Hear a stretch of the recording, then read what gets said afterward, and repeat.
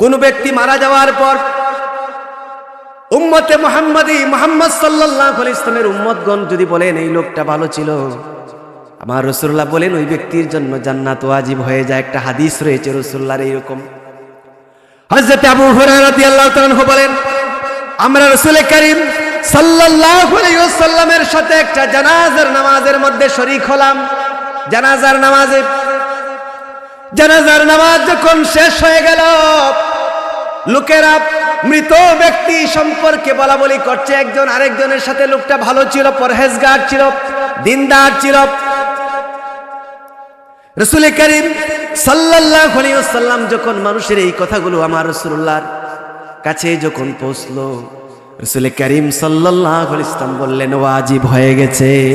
সুবহানাল্লাহ। এরপরে হযরত আবু হুরায়রা রাদিয়াল্লাহু তাআলা আনহু বলেন, আমরা রাসূল করিম সাল্লাল্লাহু আলাইহি ওয়াসাল্লামের সাথে আরেকটা জানাজার নামাজের মধ্যে শরীক হলাম। আরেকটা জানাজার নামাজ। ওই জানাজার নামাজ যখন শেষ হয়ে গেল, তখন মৃত ব্যক্তি সম্পর্কে একজন আরেকজনের সাথে বলা বলি করছে। লোকেরা বলা বলি করছে লোকটা ভালো ছিল না, তার স্বভাব চরিত্র ভালো ছিল না, লোকটা খারাপ মানুষ ছিল। এইরকম যত খারাপ বলা যায় লোকেরা একজন আরেকজনের সাথে খারাপ বলা বলি করছে, মৃত ব্যক্তি সম্পর্কে বাদ মন্তব্য করছে। আমার রাসূল করিম সাল্লাল্লাহু আলাইহি ওয়াসাল্লাম বললেন ওয়াজিব হয়ে গেছে। নাউযুবিল্লাহ। সাহাবায়ে কেরামগণ কিছুই বুঝতে পারলেন না। দুই জায়গার মধ্যে জানাজার নামাজের পরে রাসূল করিম সাল্লাল্লাহু আলাইহি ওয়াসাল্লাম বলেছেন ওয়াজিব হয়ে গেছে, ওয়াজিব হয়ে গেছে। কি ওয়াজিব হয়েছে? সাহাবায়ে কেরামগণ কিছুই বুঝতে পারেন নাই, আমরাও বুঝতে পারলাম না। সাহাবায়ে কেরামদের একটা নিয়ম ছিল, যদি কোনো কিছু না বুঝতেন রাসূল করিম সাল্লাল্লাহু আলাইহি ওয়াসাল্লামকে বিনয়ের সাথে বলতেন যে ইয়া রাসূলুল্লাহ আমরা বুঝতে পারি না এই বিষয়টা, একটু মেহেরবানি করে বিষয়টা বুঝিয়ে দেন। সাহাবায়ে কেরামগণ রাসূল করিম সাল্লাল্লাহু আলাইহি ওয়াসাল্লামকে বিনয়ের সাথে বললেন ইয়া রাসূলুল্লাহ দুই জায়গার মধ্যে জানাজার নামাজের পরে আপনি মৃত ব্যক্তি সম্পর্কে মন্তব্য করেছেন ওয়াজিব হয়ে গেছে, ওয়াজিব হয়ে গেছে। ইয়া রাসূলুল্লাহ কি ওয়াজিব হয়েছে আমরা তো বুঝতে পারি নাই। নবীজি যদি আমাদেরকে একটু মেহেরবানি করে দয়া করে বুঝিয়ে বলতেন। এবার রাসূল করিম সাল্লাল্লাহু আলাইহি ওয়াসাল্লাম কুরআনুল কারীমের আয়াত তেলাওয়াত করলেন। ওয়া কাযালিকা জাআলনাকুম উম্মাতাও ওয়াসাতাল লিতাকুনু শুহাদা আলান নাস ওয়া ইয়াকুনার রাসূলু আলাইকুম শাহীদা। সুবহানাল্লাহ পড়েন। আরে বাবা আমি তোমাদেরকে বানিয়েছি মধ্যমপন্থী উম্মত, মধ্যমপন্থী জাতি, লিতাকুনু শুহাদা আলান নাস, যাতে তোমরা মানব জাতির জন্য সাক্ষী হতে পারো। ওয়া ইয়াকুনার রাসূলু আলাইকুম শাহীদা, আর রাসূল করিম সাল্লাল্লাহু আলাইহি ওয়াসাল্লাম তোমাদের জন্য সাক্ষী হতে পারেন। এই আয়াতটা রাসূলুল্লাহ তেলাওয়াত করে সাহাবায়ে কেরামদেরকে বললেন ও আমার সাহাবীরা তোমরা হচ্ছ সাক্ষী। আল্লাহ রাব্বুল আলামিন তোমাদেরকে সাক্ষী হিসাবে, মানুষের জন্য সাক্ষী হিসাবে, নবী রাসূলদের জন্য সাক্ষী হিসাবে আল্লাহ পাক তোমাদেরকে দুনিয়ায় পাঠিয়েছেন। সুবহানাল্লাহ। আমার রাসূল করিম সাল্লাল্লাহু আলাইহি ওয়াসাল্লাম বললেন ও আমার সাহাবীরা যেই জায়গার মধ্যে মৃত ব্যক্তি সম্পর্কে লোকেরা মন্তব্য করলো লোকটা ভালো ছিল, আমি বলেছি ওয়াজিব হয়েছে, ওয়াজিব হয়ে গেছে। ওই জায়গার মধ্যে লোকদের ভালো মন্তব্য করার কারণে ওই মৃত ব্যক্তির জন্য আল্লাহ পাকের জান্নাত ওয়াজিব হয়ে গেছে, সেজন্য আমি বলেছি ওয়াজিব হয়ে গেছে। আর যেই জায়গার মধ্যে জানাজার নামাজের পরে মৃত ব্যক্তি সম্পর্কে লোকেরা মন্তব্য করেছে লোকটা ভালো ছিল না, আমি বলেছি ওয়াজিব হয়ে গেছে, মানে ওই ব্যক্তির জন্য আল্লাহ পাকের জাহান্নাম ওয়াজিব হয়ে গেছে। কারণ ও আমার সাহাবীরা তোমরা হচ্ছ সাক্ষী, তোমরা যা সাক্ষ্য দিবে আল্লাহ রাব্বুল আলামিনের দরবারে তা কবুল হয়ে যায়। সুবহানাল্লাহ। হাজরিনে কেরাম অন্য হাদিসের মধ্যে এসেছে রাসূল করিম সাল্লাল্লাহু আলাইহি ওয়াসাল্লাম বললেন ও আমার সাহাবীরা, ও আমার সাহাবীরা এই দুনিয়ার মধ্যে আল্লাহ পাকের সাক্ষী হচ্ছ তোমরা। আর আকাশের মধ্যে আল্লাহ পাকের সাক্ষী হলেন ফেরেশতাগণ। ও আমার সাহাবীরা, তোমরা যা সাক্ষী দিয়েছো তা ওয়াজিব হয়েছে। এরপরে রাসূল করিম সাল্লাল্লাহু আলাইহি ওয়াসাল্লাম কোরআনুল কারীমের আয়াত তেলাওয়াত করলেন, ওয়া কুল আমালু ফাসায়ারাল্লাহু আমালাকুম ওয়া রাসূলুহু ওয়াল মুমিনুন। তোমরা আমল করতে থাকো, তোমাদের আমল আল্লাহ রাব্বুল আলামিন দেখবেন, তোমাদের আমল তার রাসূল দেখবেন, ওয়াল মুমিনুন, এবং তোমাদের আমল মুমিনগণ দেখবেন। তার মানে হলো উম্মতে মুহাম্মাদীর মুমিনরা মৃত ব্যক্তির আমল দেখবেন, আর দেখার পরে যদি ভালো বলে সাক্ষী দেন সেটা আল্লাহ পাকের দরবারে কবুল হয়ে যায়, জান্নাত ওয়াজিব হয়ে যায়। আর মৃত ব্যক্তির আমলগুলো দেখার পর উম্মতে মুহাম্মাদী যদি খারাপ বলে সাক্ষী দেন, আমার রাসূলুল্লাহ বলেছেন ওয়াজিব হয়ে যায় ওই ব্যক্তির জন্য জাহান্নাম, ওয়াজিব হয় নাউজুবিল্লাহ। হাজরিনে কেরাম, এজন্য অন্য হাদিসের মধ্যে রাসূলুল্লাহ বলেছেন যে মৃত ব্যক্তির কাছে যখন তোমরা যাবা তখন ওই মৃত ব্যক্তির জীবনের ভালো দিকগুলো আলোচনা করো, কারণ তখন তোমরা যদি ভালো আলোচনা করো ফেরেশতাগণ আমিন বলেন, খারাপ যদি আলোচনা করো মৃত ব্যক্তি সম্পর্কে তখনও আমিন বলেন। তোমরা ভালো বলার পর ফেরেশতা যদি আমিন বলেন সেটা কবুল হয়। কোন মৃত ব্যক্তির কাছে গিয়া যদি ব্যক্তির খারাপ কিছু আলোচনা করার ফেরেশতাগণ যদি আমিন বলেন সেটা কবুল হয়ে যায়, কারণ ফেরেশতাদের দোয়াকে আল্লাহ রাব্বুল আলামিন রব্বে কারীম মাওলা কারীম আল্লাহ পাক ফেরেশতাদের দোয়াকে খালি ফিরিয়ে দেন না, কারণ তারা তো আল্লাহ পাকের অবাধ্য নন, আল্লাহ পাকের আদেশ মেনে চলে। লা ইয়াসুনাল্লাহা মা আমারহুম ওয়া ইয়াফআলুনা মা ইউমারুন। কোরআনুল কারীমের মধ্যে আল্লাহ পাক বলেছেন তারা আল্লাহ রাব্বুল আলামিনের আদেশ অমান্য করেন না, বরং যা আদেশ করা হয় তাই পালন করে চলে। এই ফেরেশতাগণ গুনাহ করতে পারেন না, গুনাহ করতে পারেন না, আল্লাহ পাকের অবাধ্য হন না, সেজন্য এই ফেরেশতাগণ যদি আমিন বলেন সেটা আল্লাহ পাকের দরবারে মঞ্জুর হয়ে যায়। এজন্য খবরদার, মৃত ব্যক্তির কাছে যাওয়ার পর ওই ব্যক্তির জীবনের বাদ জিনিসকে আলোচনা করো না, ভালো জিনিস আলোচনা করো, কারণ ওই সময় ফেরেশতাগণ থাকেন। ফেরেশতাগণ তোমরা যদি যা বলো ফেরেশতাগণ তাতে আমিন বলে। প্রিয় হাজরিন, আমরা মৃত ব্যক্তি সম্পর্কে এই যে জানাজার নামাজের মধ্যে নিয়ে যাওয়ার পর বলা হয় যে আল্লাহর বান্দা দুনিয়ার মধ্যে কেমন ছিলেন, আমরা বলি ভালো ছিলেন। এটা মানুষ বলার জন্য বলে, আমি নিষেধ করছি না যে এরকম ঠিক নয়, তবে হাজরিনে কেরাম এটাই বলছি, আপনি আমি যদি দিনদার ইমানদার মুত্তাকি হয়ে পরহেজগার হয়ে যদি জীবন যাপন করি, মানুষের সাথে ভালো ব্যবহার করি, মানুষের সাথে উত্তম ব্যবহার করি, অন্য মানুষের উপকার করি, আপনি মারা যাওয়ার পর বলা লাগবে না লোকেরা আপনার সম্পর্কে ভালো মন্তব্য করবে, আমার সম্পর্কে ভালো মন্তব্য করবে, এটা বলার প্রয়োজন নাই।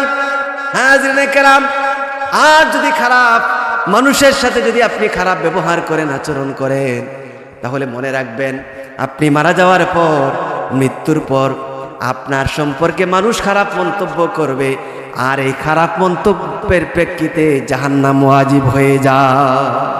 নাউজুবিল্লাহ। প্রিয় হাজরিন, আবারও বলছি, এই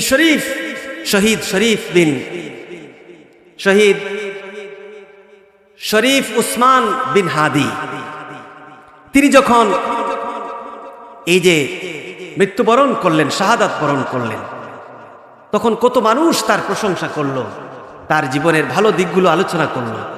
মানুষ বলতে লাগলো লোকটা ইসলামী মূল্যবোধে বিশ্বাসী ছিল, তার মধ্যে ইসলামের প্রতি ভালোবাসা ছিল, দেশপ্রেম ছিল, লোকটা ইনসাফকে, এই দেশের মধ্যে ইনসাফকে প্রতিষ্ঠা করতে চেয়েছে, সততাকে কায়েম করতে চেয়েছে।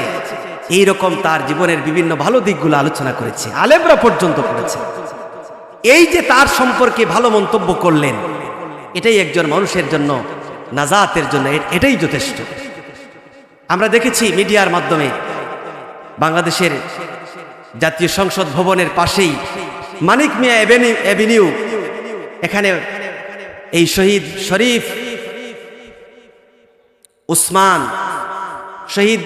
শরীফ উসমান বিন হাদির জানাজার নামাজ অনুষ্ঠিত হয়েছে। বলা হয়েছে যে তার জানাজার নামাজের মধ্যে 10 থেকে 15 লক্ষ মানুষ উপস্থিত হয়েছে। হাজরিনে কেরাম, আপনি যদি ভালো মানুষ না হন, আপনার জানাজার নামাজের মধ্যে এত মানুষ আসার কথা নয়, এবং আপনাকে ভালো বলেও সাক্ষ্য দিবে না, এটা মনে রাখতে। হাজরিনে কেরাম, এইভাবে করে আমরা এমন ভাবে জীবনযাপন করতে হবে, এমন ভাবে জীবনযাপন করতে হবে যাতে করে মৃত্যুর পর মানুষ আপনাকে ভালো বলে সাক্ষ্য দেয়। আর আমরা তো এমন মানুষ, উম্মতে মুহাম্মদী, আমরা নবীদের দায়িত্বের ব্যাপারেও সাক্ষ্য দিব। নবীদের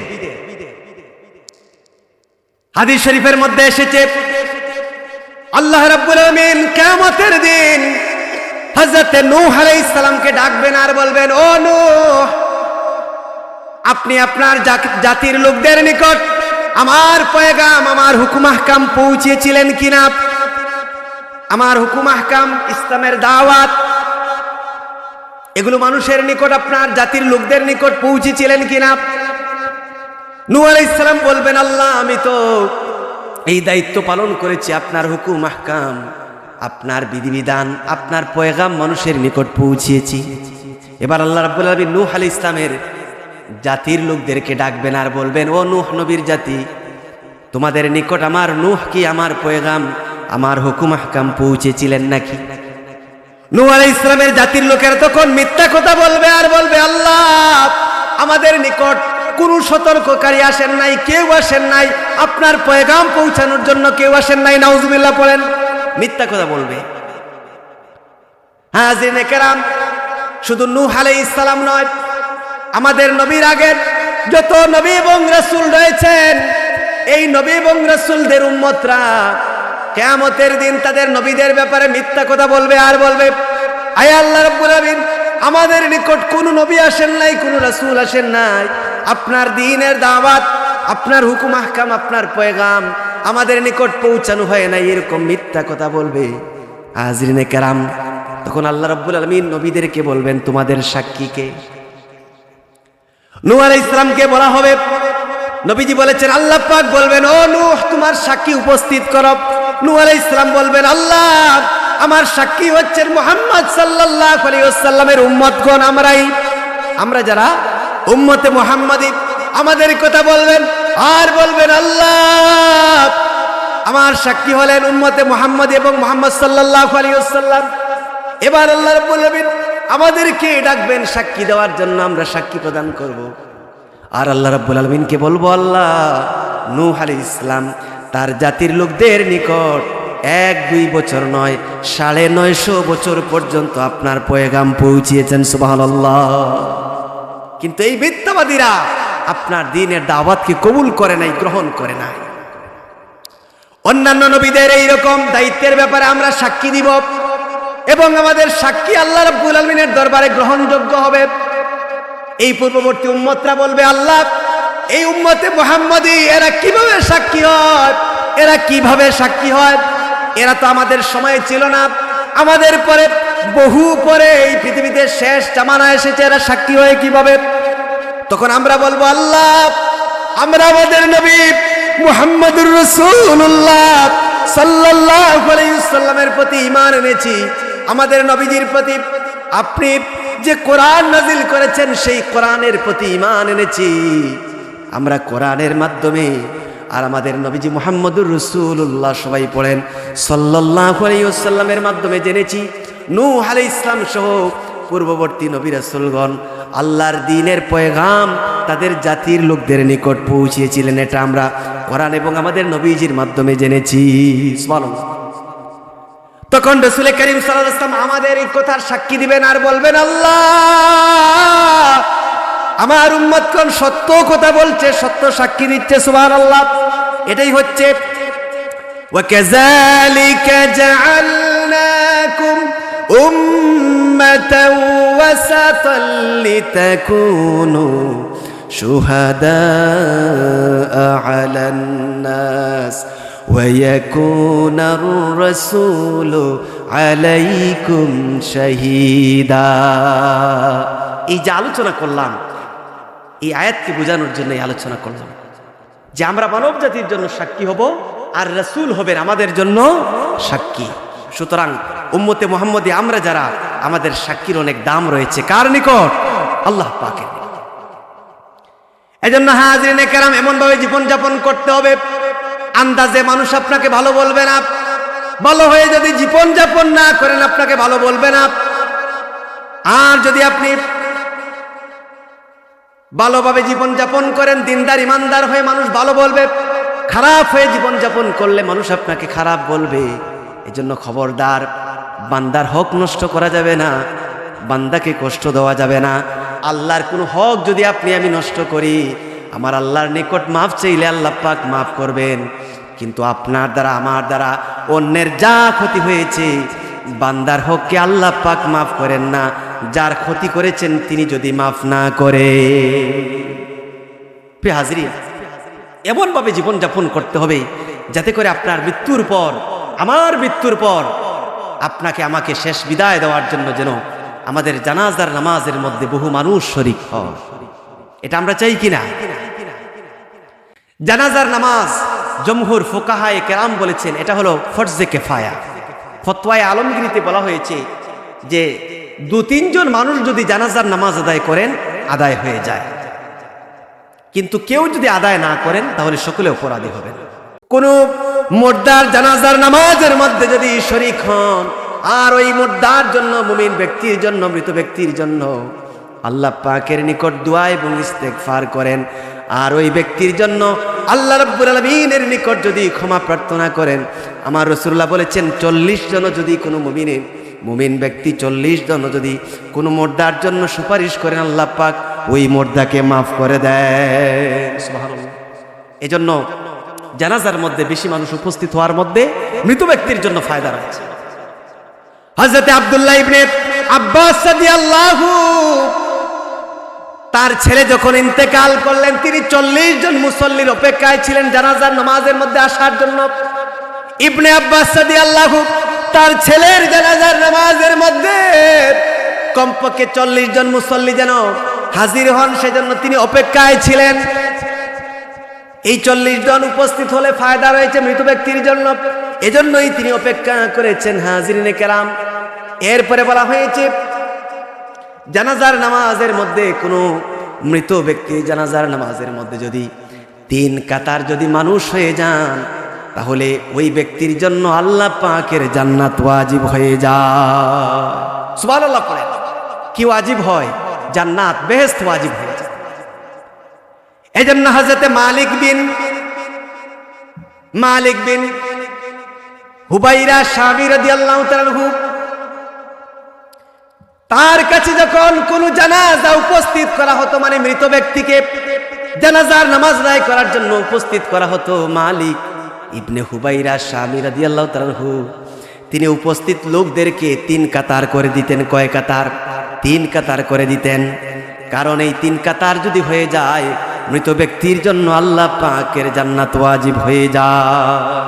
এজন্য প্রিয় হাজিরিন, একটা জিনিস খেয়াল রাখবেন, আমরা তো ওয়াজ নসিহতের আয়োজন করি, কিন্তু এখান থেকে যদি এত হাজার হাজার লাখো টাকা খরচ হয়ে যায় একটা মাহফিল করতে, এই মাহফিল থেকে যদি আমরা কোনো কিছু শিখতে না পারি, এই মাহফিলগুলো করে কোনো লাভ নাই। আমি ব্যক্তিগতভাবে বলবো এই মাহফিলগুলো করার কোনো দরকার নাই। আপনি শুধু আওয়াজ শুনলেন, কিচ্ছা কাহিনী আপনাকে বলে গেল, এর মাধ্যমে আপনাদের শিকার কোনো কিছু নাই। এগুলো করে টাকা নষ্ট করে কি লাভ হয়? ওয়াজ মাহফিল এজন্যই করা হয়, রাসূল করিম সাল্লাল্লাহু আলাইহি ওয়াসাল্লামের মিম্বার, ওয়াজ নসিহত এগুলো রাসূলুল্লাহ তার মিম্বার শরীফ থেকে নসিহত করতেন, ওয়াজ করতেন, এবং রাসূল করিম সাল্লাল্লাহু আলাইহি ওয়াসাল্লামের উত্তরসূরি হিসাবে ওলামায়ে কেরামগণ ওয়াজ নসিহত করেন। রাসূলুল্লাহ তার মিম্বার থেকে মানুষদেরকে দ্বীনের বিষয় শিখিয়েছেন, আর আজও পর্যন্ত ওয়াজ নসিহতের মাধ্যমে মানুষকে দ্বীনি বিভিন্ন বিষয় শেখানো হয়। এখন যদি ওয়াজের মাহফিলে এসে কোনো কিছু আপনারা শিখলেন না, বুঝলেন না, আন্দাজে একটা কাহিনী তুললো, একটা কাহিনী দ্বারা 2 ঘন্টায় ওয়াজ শেষ করে দিল, আপনি তাকে 40,000, 50,000, 1 লক্ষ টাকা দিয়ে দিলেন, এই পয়সা আপনি জলে দিলেন, একটা পয়সার সওয়াব হবে না, আপনারা কোনো কিছু শিখলেন না। আমরা বুঝি না, এইসব লোকের আপনাদেরকে কাহিনী শোনায়া আপনাদেরকে ধোঁকা দিচ্ছে, এর মাধ্যমে কোনো ফায়দা হয় না। ওয়াজ নসিহতের আয়োজন করব, আমরা শিখব, দ্বীনি বিষয়গুলো শিখবো, আমল করার চেষ্টা করব। হাজরিন কেরাম, এটাই যেন আমাদের উদ্দেশ্য হয়। তো একটা জিনিস মনে রাখবেন যে জানাজার নামাজের মধ্যে আমরা মানুষের যখন এই যে কাতার করব, এই কাতারগুলো যেন বেজুল সংখ্যক হয়। 3 কাতার, 5 কাতার, 7 কাতার, 9 কাতার, এইরকম বেজুল সংখ্যক যেন কাতার হয় ইমামের পরে। এখন যদি দেখা যায় যে লক্ষ লক্ষ মানুষ হয়ে গেছেন, যেমন হযরত আল্লামা ফুলতুলি সাইফুল্লাহ রহমতুল্লাহ আলাইহির জানাজার নামাজের মধ্যে লক্ষ লক্ষ মানুষ হয়েছেন, হযরত আল্লামা বিসকুরি সাইফুল্লাহ রহমতুল্লাহ আলাইহির জানাজার নামাজের মধ্যে লক্ষ লক্ষ মানুষ হয়েছেন, সেখানে আপনি বেজুল সংখ্যক কাতার করা সম্ভব নয়। এটা হলে ভিন্ন কথা। যত সময় পর্যন্ত আপনি কন্ট্রোল করতে পারেন, চেষ্টা করবেন যে বেজুল সংখ্যক যেন কাতার হয়, এজন্য মৃত ব্যক্তির জন্য ফায়দা রয়েছে। হাজরিনে কেরাম, আমার বলার উদ্দেশ্য হলো এমন ভাবে জীবন যাপন করতে হবে যাতে করে আপনার মৃত্যুর পর আপনাকে শেষ বিদায় দেওয়ার জন্য বহু মুসলমান সে জানাজার নামাজের মধ্যে হাজির হয়ে যান। ও মুসলমানেরা মনে রাখবেন, ভালো মানুষ হিসাবে মানুষের ক্ষতি না করে, বান্দার হক নষ্ট না করে যদি দুনিয়ার জীবন যাপন করতে পারেন, মনে রাখবেন আপনার জানাজার নামাজের মধ্যে আপনাকে শেষ বিদায় দেওয়ার জন্য আল্লাহ রাব্বুল আলামিন বহু মানুষকে হাজির করে দিবে। মানুষ নিজের টাকা খরচ করে গাড়ি ভাড়া করে আপনার জানাজার নামাজের মধ্যে আসবে। এই যে মানুষকে আনা লাগবে না, নিজের দায়িত্বে আসবে। তবে দিনদার ইমানদার হিসেবে জীবনযাপন করতে হবে। প্রিয় হাজরিন, এমন ভাবে জীবনযাপন করতে হবে যাতে করে মৃত্যুর পর আপনাকে আমাকে গরিব হতে না হয়। বলবেন যে হুজুর এটা কেমন কথা? আমার রাসূল করিম সাল্লাল্লাহু আলাইহি ওয়াসাল্লাম বলেছেন, হাদিস শরীফের মধ্যে এসেছে, কিয়ামতের দিন বহু মানুষ বহু নামাজ নিয়ে উঠবে, বহু রোজা নিয়ে উঠবে, বহু যাকাত নিয়ে উঠবে, কিন্তু তার এই বহু নামাজ শেষ হয়ে যাবে, রোজা শেষ হয়ে যাবে, তার যাকাত শেষ হয়ে যাবে। বলবেন এটা কেন শেষ হবে? কারণ ওই লোকটা অন্য একজন মুসলমানকে গালি দিয়েছিল, অন্য একজন মুসলমানকে প্রহার করেছিল, অন্য একজন মুসলমানকে অপবাদ দিয়েছিল, অন্য একজন মুসলমানকে রক্তাক্ত করেছিল, অন্য একজন মুসলমানের মাল আত্মসাৎ করেছে। এজন্য তার এত নামাজ নষ্ট হয়ে যাবে, তার রোজা নষ্ট হয়ে যাবে, যাকাত নষ্ট হয়ে যাবে। যাদেরকে সে মেরেছে, যাদের মাল আত্মসাৎ করেছে, যাদেরকে রক্তাক্ত করেছে, এরা ওই ব্যক্তির নিকট পাওনাদার হয়ে যাবে। কিয়ামতের দিন এই পাওনাকে কিভাবে পরিশোধ করবে? আমার রাসূল করিম সাল্লাল্লাহু আলাইহি ওয়াসাল্লাম বলেছেন, ওই ব্যক্তির নামাজের সওয়াব থেকে, রোজার সওয়াব থেকে, যাকাতের সওয়াব থেকে সওয়াব নিয়া যাদেরকে গালি দিয়েছে, মেরেছে, যাদের মাল আত্মসাৎ করেছে, তাদেরকে সওয়াব দেওয়া হবে এবং এইভাবে করে এই ব্যক্তির ঋণ মুক্ত হবে। কিন্তু এরপরেও দেখা যাবে ওই ব্যক্তি যে অনেক নেকি নিয়ে উঠেছিল, তার পাওনাদার রয়ে গেছে। এবার আল্লাহ রাব্বুল আলামিনের পক্ষ থেকে বলা হবে যে যারা পাওনাদার তাদের গুনাহগুলো তাকে দিয়ে দাও। এইভাবে করে ওই ব্যক্তিকে গুনাহ দান করা হবে। আমার রাসূল করিম সাল্লাল্লাহু আলাইহি ওয়াসাল্লাম বলেছেন, সেই শেষ পর্যন্ত যে ব্যক্তি কিয়ামতের দিন বহু নামাজ নিয়ে উঠেছিল, বহু রোজা নিয়ে উঠেছিল, যাকাত নিয়ে উঠেছিল, শেষ পর্যন্ত তার নেকি শেষ হয়ে যাবে, অন্যের গুনাহগুলো তার গালে চাপিয়ে দেওয়া হবে, আর এই গুনাহগুলো নিয়ে আল্লাহর বান্দা জাহান্নামের মধ্যে তাকে যেতে হবে। নাউজুবিল্লাহ। রাসূল করিম সাল্লাল্লাহু আলাইহি ওয়াসাল্লাম বললেন, ও আমার সাহাবীরা, গরীব কাকে বলে জানো নাকি? সাহাবায়ে কেরামগণ বলেন, ইয়া রাসূলুল্লাহ, যার নিকট টাকা নাই, পয়সা নাই, দিনার দিরহাম নাই, আনন্দ উপভোগের সামগ্রী নাই, সেই লোকটাই তো গরীব। রাসূলুল্লাহ বললেন, না, যেই লোকটা কিয়ামতের দিন বহু নেকি নিয়ে উঠবে কিন্তু শেষ পর্যন্ত তার নেকি শেষ হয়ে যাবে, এই যে পাওনাদারদেরকে দিতে দিতে, ওই লোকটাই হচ্ছে কিয়ামতের দিন সবচাইতে গরীব। নাউজুবিল্লাহ। এজন্য হাজরিনে কেরাম, সতর্কতার সাথে জীবনযাপন করতে হবে। আমি আমার আলোচনার শেষ দিকে চলে এসেছি, আরো একটা পয়েন্ট আলোচনা করেই আলোচনা শেষ করব। এমন ভাবে জীবনযাপন করতে হবে যাতে করে মৃত্যুর সময় ইবাদত করা অবস্থায় আমাদের মওত হয়। এবং হাসরের ময়দানে আমরা যখন উঠব, হাসরের ময়দানে যখন উঠব, ইবাদত করা অবস্থায় যেন উঠতে পারি। হাজিরিনে কেরাম, মনে রাখবেন, এই দুনিয়ার মধ্যে দিনদার, ইমানদার, মুত্তাকি, পরহেজগার, আল্লাহওয়ালা হিসাবে, ভালো মানুষ হিসাবে যদি জীবন যাপন করেন, নামাজ আদায় করেন, রোজা রাখেন, হজ করেন, যাকাত দেন, তাসবিহ তাহলিল করেন, কোরআন তেলাওয়াত করেন, জিকির আজকার করেন, আমার রাসূলুল্লাহর প্রতি দুরূদ শরীফ পাঠ করেন, এইরকম যদি ইবাদত গুজার বান্দা হন, মনে রাখবেন আপনার মউত যখন হবে, ইবাদত করা অবস্থায় মউত হবে। আপনি যদি জিকিরকারী বান্দা হন, তাহলে আপনার মউত যখন হবে, জিকির করতে করতে আপনার মউত হবে। বহু মানুষের আমরা দেখি যে নামাজ পড়া অবস্থায় মৃত্যু হয়, হয় কিনা? প্রিয় হাজরিন, আমার সম্মানিত পিতা, তিনি একজন পুরাতন আলেম ছিলেন।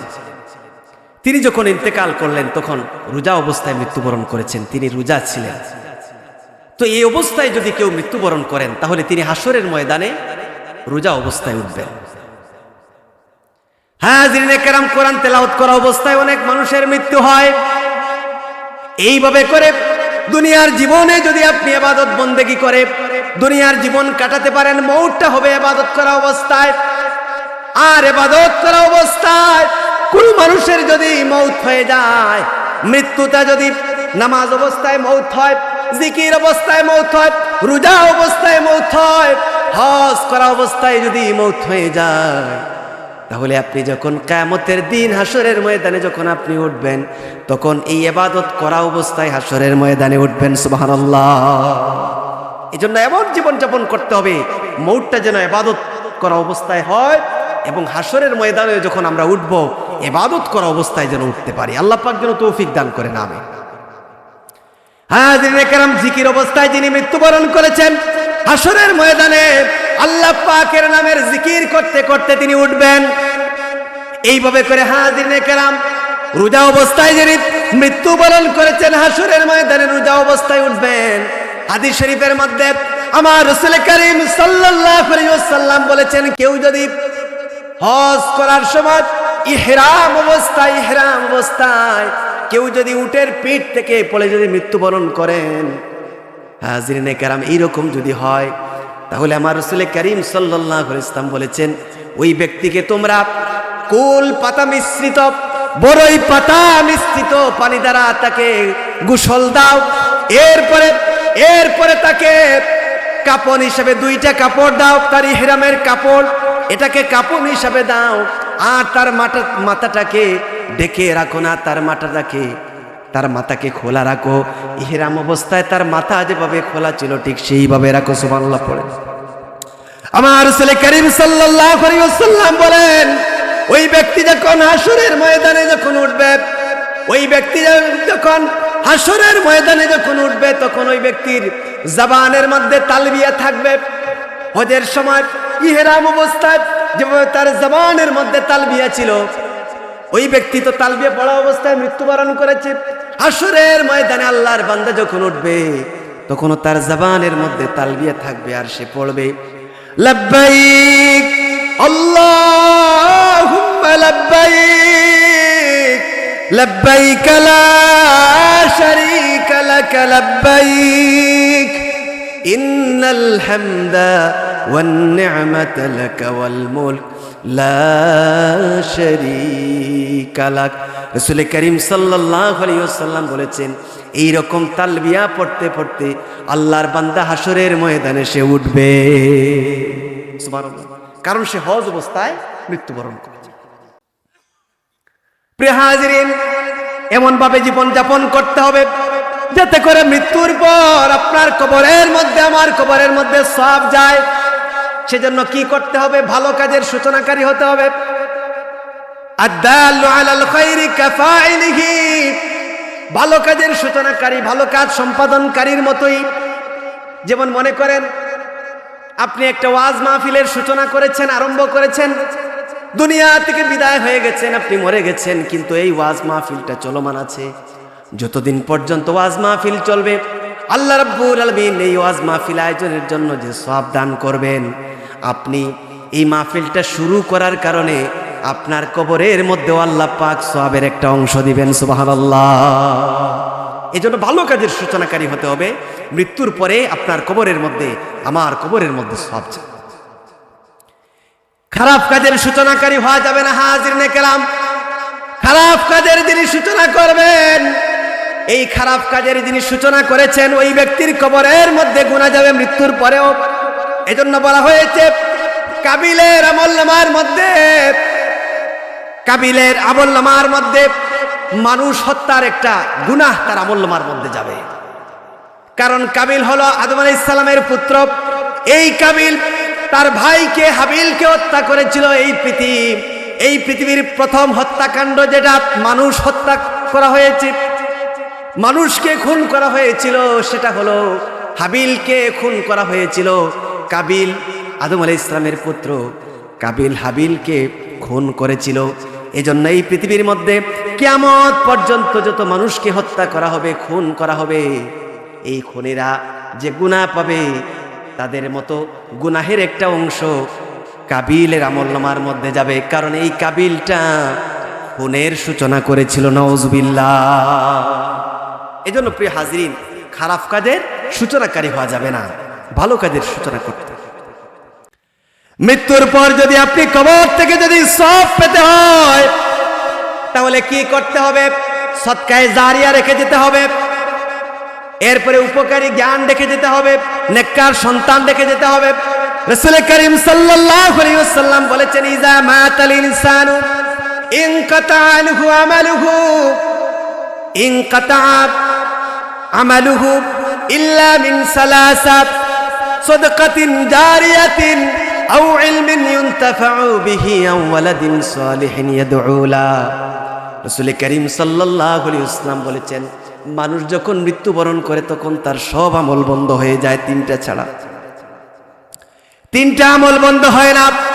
সদকায়ে জারিয়া, এই সদকায়ে জারিয়া যেটা, এটা মানুষের বন্ধ হয় না। মসজিদের মধ্যে দান করেছেন, মাদ্রাসায়, এতিমখানার মধ্যে রাস্তাঘাট নির্মাণ করেছেন, ব্রিজ পুল নির্মাণ করেছেন, টিউবওয়েল পানি খাওয়ার জন্য টিউবওয়েল মানুষকে নির্মাণ করে দিয়েছেন, বাজার নির্মাণ করেছেন, গাছপালা লাগিয়েছেন।